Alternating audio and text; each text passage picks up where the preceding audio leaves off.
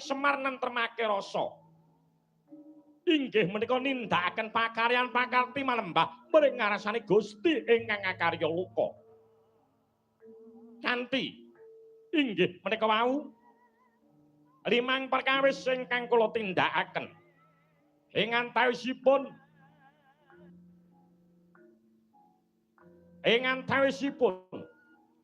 inggih menika wau ngrawuhaken Gusti ingkang apurba kawasa. Wonten lenging sanobari kanthi asta dipun junjung wonten kanan kiringipun Karna.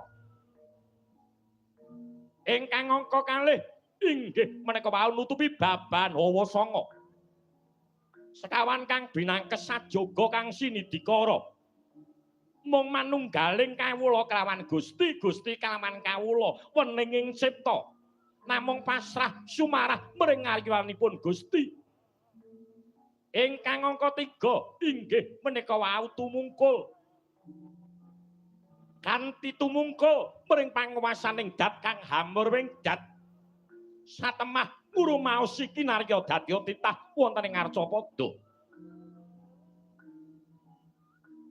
Dene ingkang pungkasan winasan tulapak inggih menika wau suku kalih dipun tindih tumunten daya sujud mring ngarsanipun Gusti kang murbeng kawasa. Patrape kaya dening jabang bayi ingkang wonten kandhutanipun Rama kelawan ibu. Tatkalanipun semanten Den.